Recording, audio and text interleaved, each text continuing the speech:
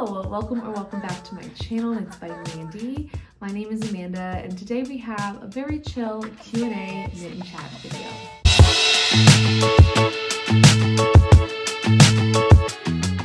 A couple of weeks ago, a week and a half ago, I posted on my Instagram to see if you all had any questions because I wanted to film that weekend.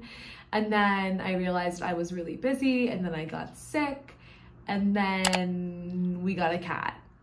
More on that later if she comes in. So been kind of busy. Work's honestly a little stressful this week, so I thought I'd take a little time and like just sit down and knit and talk to my friends. So that's what we're gonna do. If you wanna grab some knitting, go ahead. And we will just get right into the questions. And also, yes, I did get a haircut. So I feel like I'm I always do this where I say, let's get started. And then I have about like 2 other things to say. So haircut, yes. I'm also wearing the Sophie shawl by Petite Knit, which I just finished a few weeks ago. This is, I did the smallest size, and this is Magpie Fibers Swanky DK in the colorway Bougie Beaver. So I'm knitting on the Marysia cardigan by Vert and Rose Knitting, and I'm using, oh my gosh, this is so pretty. I'm using Knitting for Olive held double in Artichoke, in Dusty Artichoke. So really excited for this. And yeah, let's get into it. So I kind of combined, I wrote out a list of questions based on what I saw in my inbox, and we'll just jump into it. The first thing that I wrote down was, what is your knitting origin story? And I love this question because I just, love hearing other people's stories about how they got into knitting. So yeah, I first got into knitting through an after-school program when I was in elementary school. I think I was in the 5th grade. And I have told this story before on this channel, but if you don't know, now you know. I learned how to knit in an after-school program. Parents would volunteer to teach kids different activities. I knew there was also a crochet group that happened, and like some of the girls that were in the knit group were in the crochet group, but I don't know what drew me to knitting, but I was like, I want to do knitting. Crochet, for whatever reason, didn't interest me.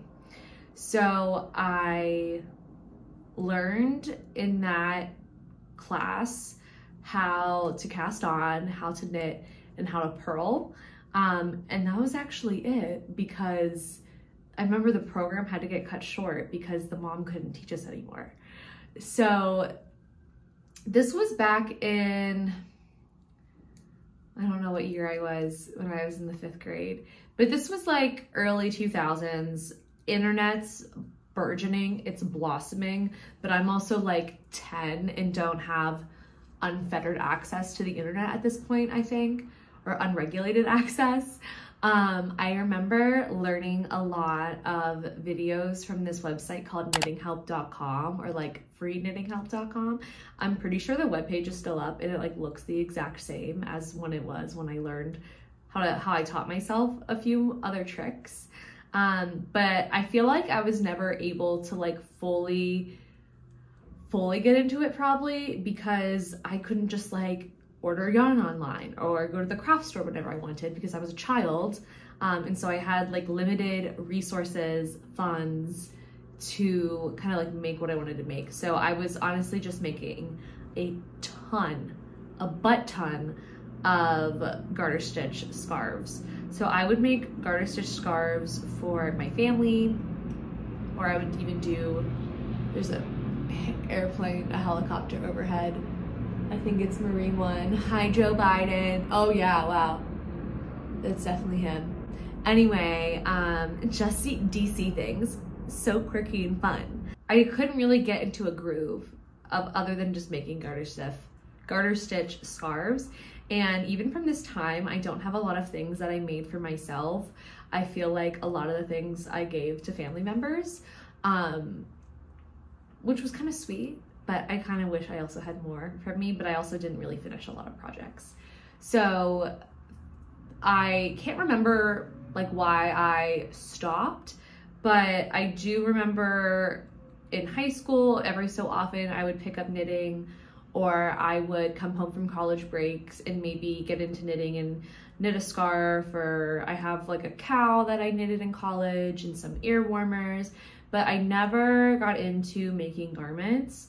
And I never really like sought out more information. Like I remember trying to make a pair of leg warmers on metal DPNs with acrylic yarn when I was like 12 and being so confused and not understanding anything. So I just remember like looking at patterns and not knowing the first place to start because I found them really confusing, because I really didn't know how to do anything. I had to teach myself how to bind off. I remember when I finished my first project. So that was how I learned how to knit. And then, like many knitters, I feel like I came back to it. Well, I did. I came back to it in the pandemic. So it was December of 2021 and December of 2020. And we were looking down the barrel of a very long pandemic winter. And I also had just started dating my now boyfriend at that time. And I've told this story too. But we were exchanging gifts. It was very casual. We had just met. My mom suggests that I knit him a scarf. And I'm like, Mom, that's so weird. But then the more I thought about it, I was like, it's kind of cute. It's very sweet. So I knit him a scarf, and then I really just caught the knitting bug again. And then I realized, oh, like there's such a wide and rich world out there that I like never even saw when I was younger. And there's so much for me to kind of go off of. And I honestly really just started looking on Etsy for patterns. I still at this point like didn't know what Ravelry was. And I made a few Etsy patterns, and the rest is history. Here we are. It was herstory. And here we are knitting up a storm. I feel like I really haven't stopped since then. And it's been, I mean, extremely helpful during the pandemic to have this as a coping mechanism. I think it has been for many, many people.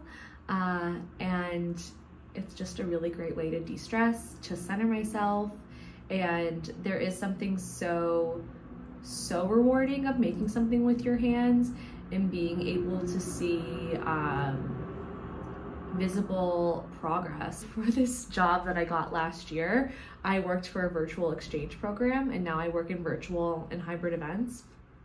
So a lot of my work is done online, and I don't have anything physical to show for it, right? It can still be rewarding, but I don't have anything like to point to other than like a website, right? So I think I also was really drawn to knitting in that day to day, I'm in the computer, like talking to people online. I work from home. And so having something I can point to and be like, oh yeah, this kind of dedicates the passage of time and demonstrates how long I've been working on something and all of that. That has been really nice. So I have just really enjoyed knitting, obviously, duh, having it in these unprecedented and trying times, if I do say so myself. So yes, that's the story on my knitting. Am I out of frame? I centered myself a little bit more. I don't know. I sometimes like to have a little room on the screen for if I want to edit in pictures, but I do everything on iMovie and I do everything on my phone. It's very, very like elementary. The next question is any new stitches or techniques that I want to learn this year? And I actually got a few of those questions, and I did say this in my knitting plans video. I definitely want to try stranded color work this year. That's something that I haven't done yet. I think I'll probably knit I really want to knit a sweater, but maybe I should start smaller and like try something else. But I really want to knit stranded color work, I think is the big one for me this year. I think maybe trying out some different sweater constructions. Like right now, I'm making a cardigan. I just made a cardigan, but this is like a raglan cardigan. I just made a circular yoke cardigan, and now I want to make a drop shoulder sweater, which I've done before. But just like continuing to try different constructions, I think would be exciting. Nothing super specific I have in mind. I thought for a while I really wanted to learn brioche, but then I'm like, do I like brioche? I don't know. So I'm really down for anything. I would say I don't think I'm like afraid of anything, but I don't want to overwhelm myself either. So kind of just taking challenges as they come in new patterns as well. So yeah, I think colorwork's definitely on the top of my list, but I'm sure I have so much more to learn, you know? I think I put this, sorry I keep referencing my videos, but like I'm not an expert by any means, and I try not to posture myself as one. I want to be more like your knitting friend than like your knitting teacher. So we are all just learning at the same time here. That's what I want to learn. I want to learn everything, really. That's so lazy. And then a lot of questions I got were about yarn. So someone asked me what my favorite yarn is, what my favorite cheap yarn is, and then if I have experience with plant-based yarns. And so I think I'll start with the question, what's your favorite cheap yarn? And we'll kind of get into it. So this starting by saying cheap is extremely subjective. And so what I thought of was when I was asked this question, because I'm trying to think of like things that are in my stash that I'm like, wow, this is actually a good value. Like, cause when I think of, yeah, I would reframe that and say, what's like a good value yarn? The most inexpensive yarn I've probably worked with is either the Hobby Rainbow Cotton or the Drop Saffron Cotton that they sell. And so those are probably the cheapest yarns, like by unit per price, that I've worked with. And I have to say, I really liked the Hobby Cotton. I know a lot of people don't like working with cotton. I don't mind it. I wonder if it has anything to do with how I knit, because people always mention that they feel like it cuts their fingers.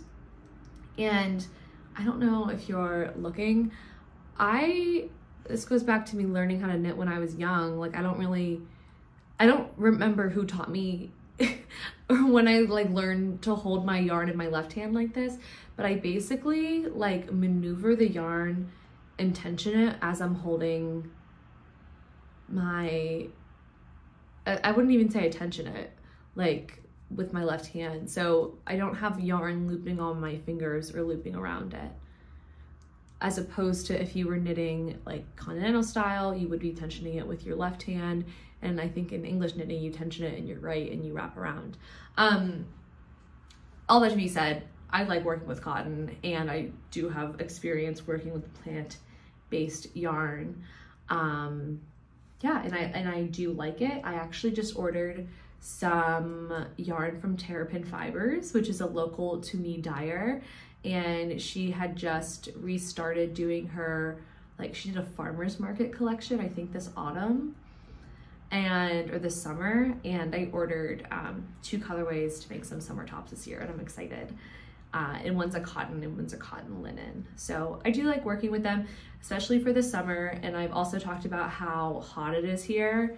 And one of my critiques of like some of the camis that I made last summer where they were wool, and it like doesn't make sense for me to have wool camisoles. So that's something that you will see on this channel, especially in the summer. But I love my wools at the same time as well.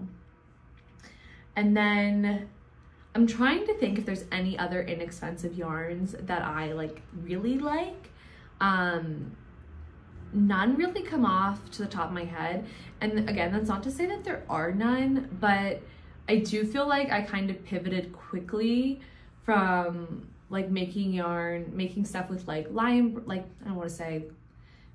I think I pivoted quickly from making stuff with things that I bought in the craft store to buying like other types of like 100% wool or yarn that I wouldn't necessarily call cheap. So yeah, I just feel like I don't have a deep pool of like experience to pull from there.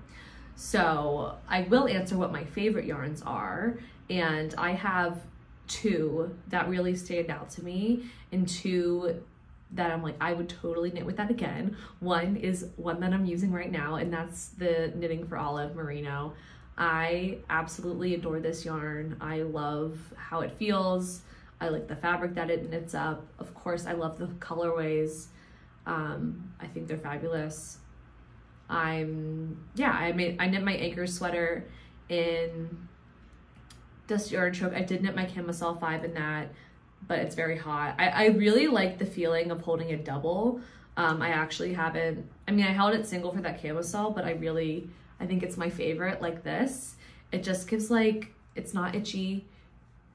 It doesn't even feel like wool. Like when I have store-bought merino wool sweaters, they're scratchy and they have that, I guess, more rustic feeling. This doesn't have that at all to me. It's just, it's so nice. I love this fabric that it makes. The other thing that I really enjoyed working, which was a complete like kind of dark horse for me, was Cascade 220. I knit my Ingrid sweater in that, and I wear my Ingrid sweater a ridiculous amount, maybe 2 to 3 times a week. I'm not exaggerating. And the yarn has held up well, all things considering. There's pilling, but it's not excessive pilling, and it's to be accepted or expected with how much I wear it. But I just love how it feels. It's like it gets softer as you wear it. I know it comes in a bunch of different colors. That's a great value, I think. It's not necessarily cheap. I think it's $11 per 100 grams, which I wouldn't say is cheap, but it's cheaper than a lot of, I think, 100% wools you'll find out there. And I think one of the reasons why I wear that sweater so much is because of the yarn that I made it in. So I definitely would love to make more in that wool as well, because I know I'll wear it a lot. So more to come as I use more yarn. That's the thing with like being relatively new to knitting, is like, well, I really have like a narrow like experience of yarn that I worked with, and I'm already kind of going back to yarns that I liked. So, but those are the ones that I've worked with and that I've liked working with, but definitely always excited to explore more fabrics, and I do have a lot of fun with that. So yeah, that is my little yarn notes on yarn. Let's see what is next. Next question is, a few people asked beginner projects. Someone said, I've just finished, working scarves and like pot holder, like dishcloths. What would you recommend for a beginner project? So there's a lot of discussion, I think, about what constitutes as a beginner project. Is it something that's simply just like garter stitch and easy? I think yes, like a lot of people make that as their first project. But I also think that you don't have to limit yourself to what that means. So if you're finding that you want to try to make a camisole, try to make a camisole. I would recommend looking for patterns that things that you want to start making. So if you want to start making a sweater, you're only going to learn how to make a sweater by making a sweater, right? Like you're only going to learn by doing. So I could help recommend some designers that I think outline their patterns well for beginners and impart some of my experience so far.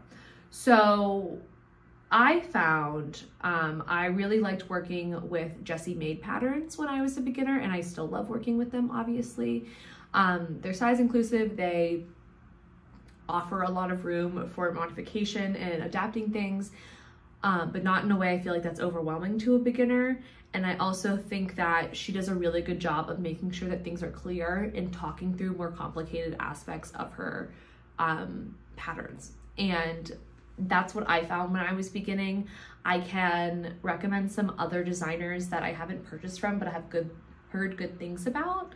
I believe Knititude is someone that I hear a lot for beginner projects. Oh wait, no, I've made one of her projects, and I would say that I really like the way that she wrote her pattern, and it was very clear and easy to understand.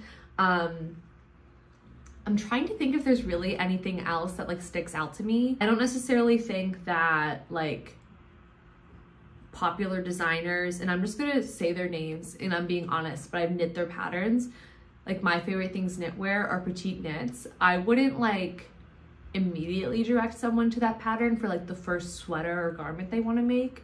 I feel like they're very simple and straightforward, but for a beginner, they may be lacking in some explanation that could be helpful.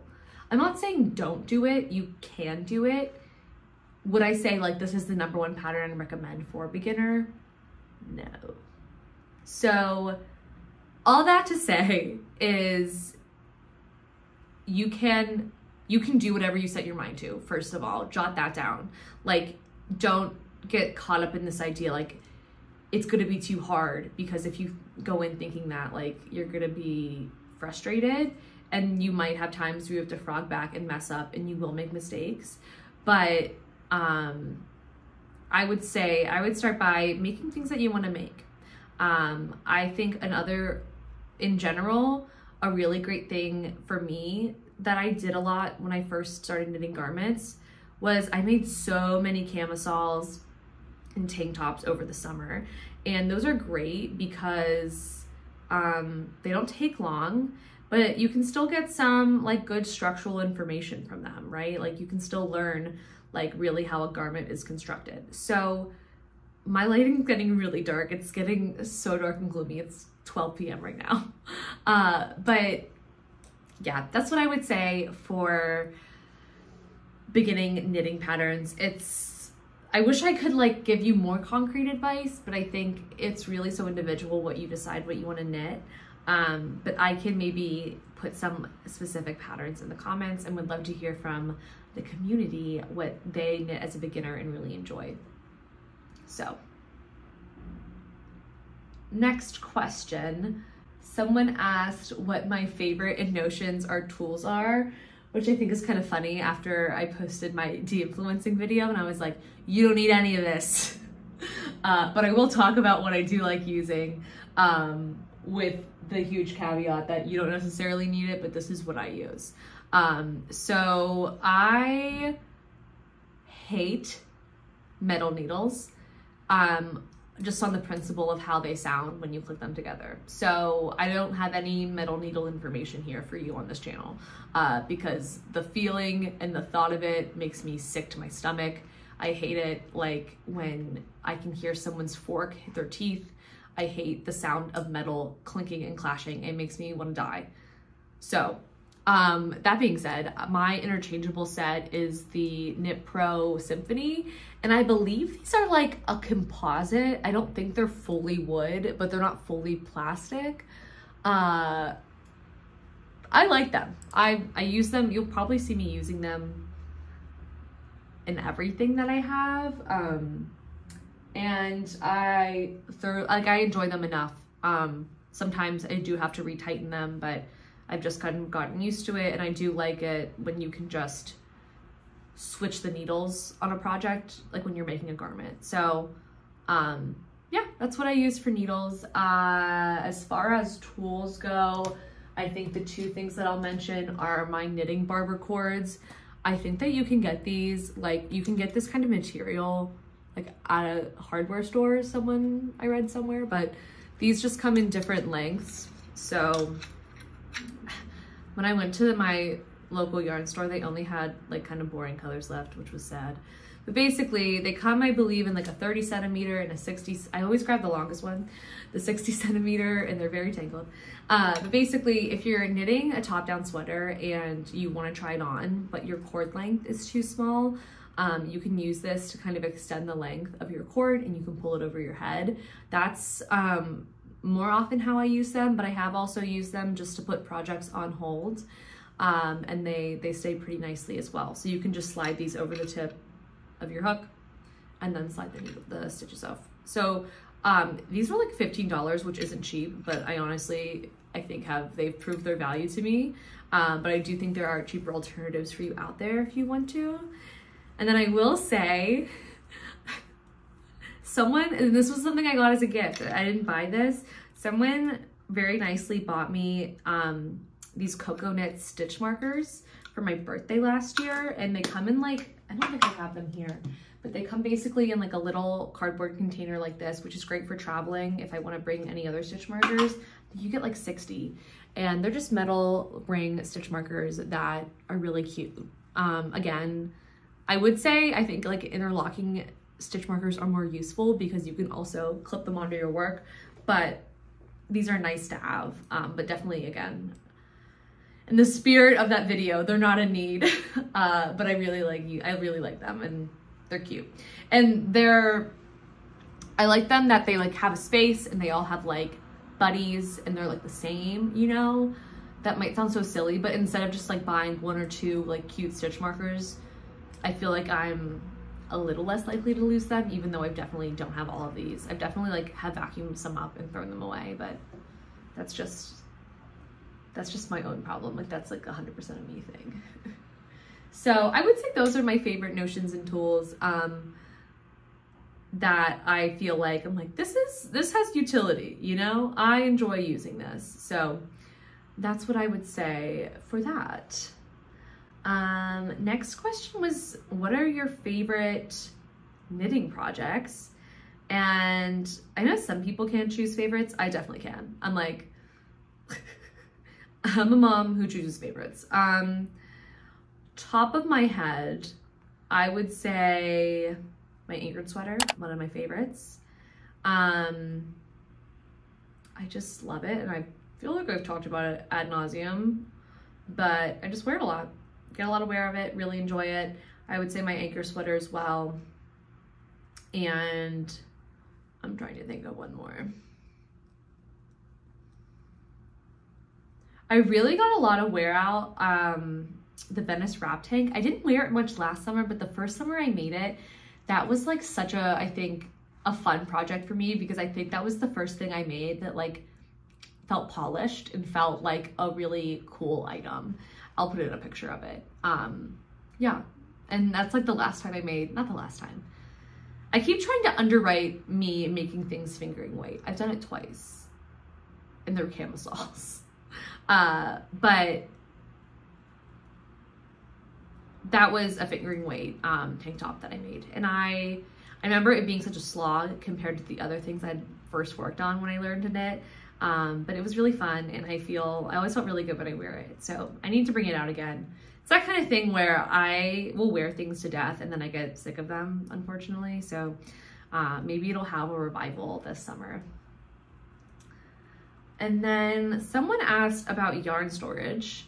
My yarn storage is pretty simple. I have like a few baskets and ceramic planters, like a basket and a ceramic planter in my apartment, and I had them a little bit more scattered in my apartment when I lived alone, but I recognize that my boyfriend doesn't probably derive as much joy from me having yarn everywhere as I do, and so I try to keep it all contained into an ottoman that we have in our living room. So the ottoman is mine. There's none of his stuff in it, and it's just all my yarn and all my, like my Wall Wonder and Swifter in there.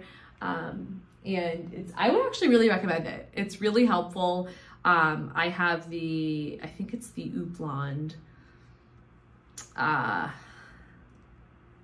ottoman from IKEA, and I couldn't recommend enough like having furniture that has storage, especially if you live in an apartment. Not a groundbreaking idea by any means, but really works well for me. I remember I just gotten some yarn and I was going to put it away, and he was sitting next to me. I guess he wasn't there when I was packing it after I'd moved in, and he was like, "Whoa, that's full of yarn." And I was like, yeah. Yeah, it's full. So that was kind of funny, but yeah, that is what works for me. I know some people, you can put it in like totes and like under your bed, like plastic bins, or some people have it in like their IKEA shelves. Some people have lots of different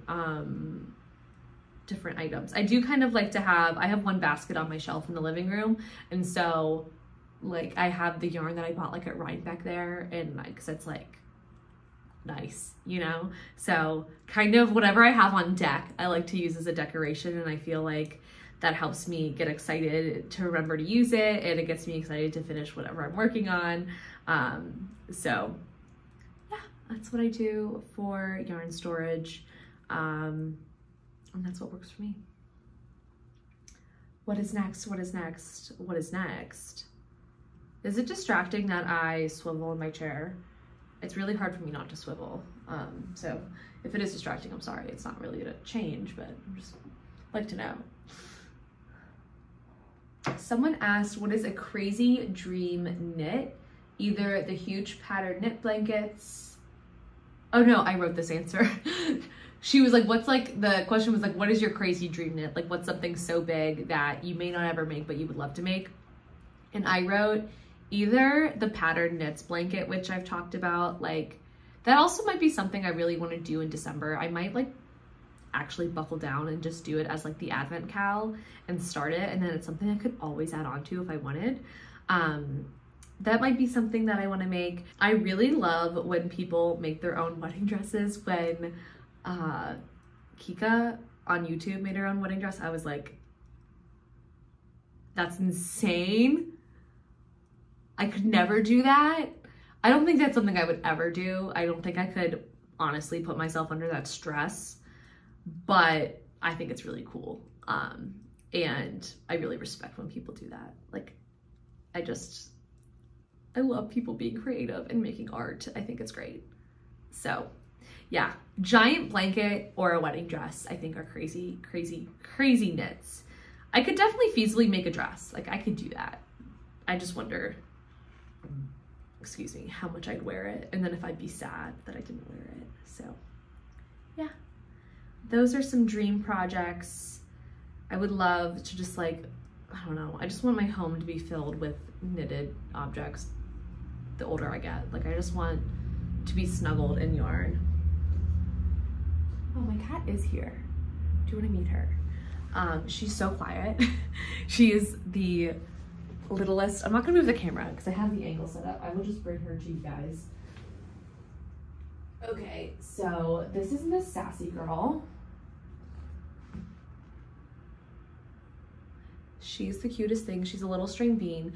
I've been wanting to get a cat, and we just decided to impromptu go to an adoption event. Not this weekend, but no, literally this Saturday. It's Thursday. We haven't even had her for a week. And we're technically fostering her until tomorrow. And then we're gonna finalize the adoption tomorrow, which is very exciting. We just did that because I guess they had like have a standing vet appointment and they get a discount if she's still in a foster. So sorry, let me just show you how cute she is. She came from, unfortunately, a hoarding situation. So she had like ear mites and fleas, and she's pretty small. And so she's gaining her weight back and growing her fur back. But she's just like so sweet, true lap cat. I will be going to the bathroom when she wants to get on my lap. And sorry, I'm looking at the viewfinder, but like, look how cute. I'll put some pictures in.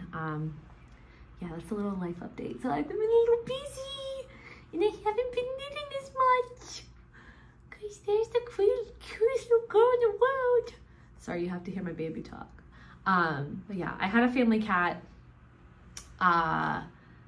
growing up, and he passed away like 2021.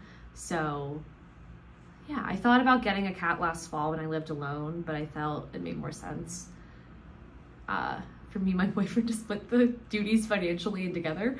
So yeah, she stole our hearts. And she's just so sweet. She's just really warmed up and taken to the family so well. I'm gonna put you down now, okay? Okay. So knitting sometimes is hard. It has been hard, I found, these past few weeks because she just wants to cuddle. And now she's like, I want to come back on your lap. Fair. That's so fair. That was really mean of me. That was really mean of me. So kooky crazy over here. Just two gals being crazy. What is next on the list? Okay, so just regular random life questions. Someone asked, what have I learned about myself since moving in with my boyfriend, which I thought was a great question.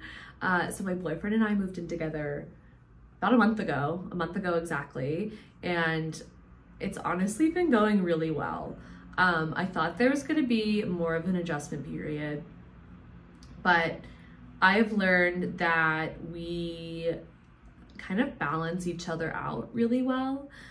He is very much someone who is like, I was gonna say executor. I don't want you to think he's an executionist. He doesn't kill people.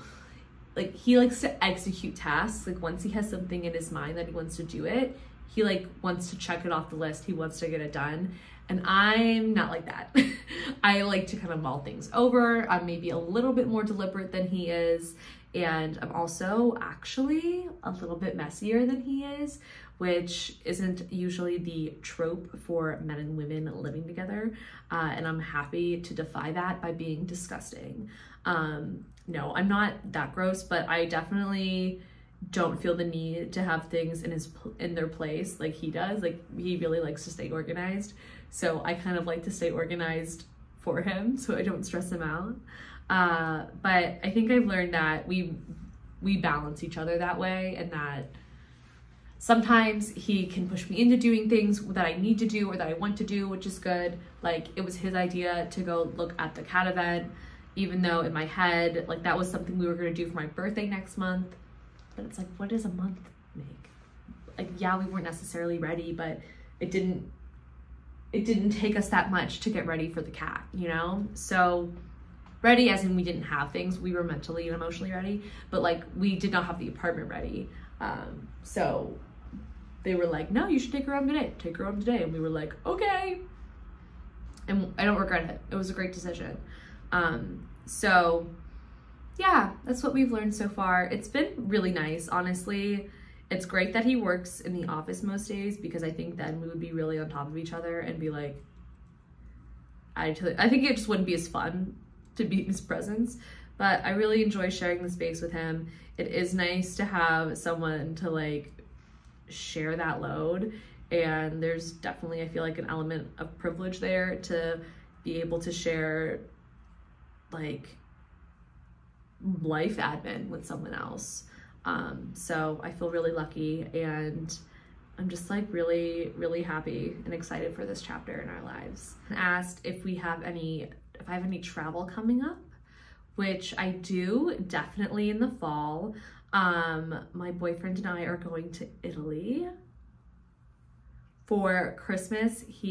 That was my gift, basically. He had booked just the accommodations, but he booked the accommodations, and then we're gonna like plan the rest of the trip together. But I'm really excited. We're gonna go to Salerno for like 4 days and be on the Amalfi Coast, and then we're going to this region called Abruzzo, where my great-grandfather is from. And this was before I watched season 2 of White Lotus, and I was like, maybe we shouldn't go to the homeland. But I think we're just gonna go and see the town. I don't think I have any family still there, maybe distant relatives. I was doing a little ancestry.com, but I think a lot of them came over to America. So we're gonna go to the town that he's from for a few days, like 2, and it's kind of like in this mountain area. So we're gonna stay at like a ski resort in Italy. I'm so excited. It's like a ski resort in the summer, and then we're gonna go to Rome for a few days as well. So I'm really excited. And again, he was like, we were talking about doing it, like, let's just do it. We were gonna wait till we had more money, and he was like, why don't we just go this year? And it's like, yeah, why don't we just go this year? Because we can. So I'm very excited about that. And I often will travel home to Pittsburgh here and there. Usually at the beginning of the year, my parents come to town for my birthday in March, so I'll see them then. But I think my mom and I are actually gonna plan like a girls trip together, which will be really nice. So definitely, it's hard to not live with your family. I've done it for like 8 years now, and I think it's it's starting to wear on me a little, and I think I would love a future where I could live close to them. So it's been definitely like a constant pull in my life. I'm really getting into it now. This is really like about me, but it's been a constant pull because I feel like I have closer friendship connections here, and I feel like there is an end date to living in DC for me, because at the end of the day, I don't think I could feasibly raise a family here, like monetarily, and I think it'd just be very expensive. So it's like, do I want to go back to Pittsburgh? Do I want to live in Maryland, where my boyfriend's family lives? I don't know. So we'll see how that goes out. My parents are still working too, so I imagine when they're retired, I'll see a lot more of them, which is like in 3 years or so. So yeah, that is the travel I had planned. And I feel like someone asked me something else, but now I can't remember. I think someone asked me about cooking recipes. Just like, yeah, I'm always looking for a good recipe. Been big into soup. It's now warm, but it was cold here for a little bit. So chili, love chili. We recently just made a vegan chickpea dumpling soup, and that's really good. I can link the recipe below. We're not vegan, but we do eat a lot of plant-based meals. Okay, so in that time, I got 2 roasts done. We're kind of getting to that part of the yolk where it's taken a while, but that's okay. I think it's gonna turn out really lovely. Thank you for tuning in. I think someone wants to say goodbye. Thank you for watching. We appreciate you spending our time here with us, and we'll see y'all later. Say bye, Sassy. Bye.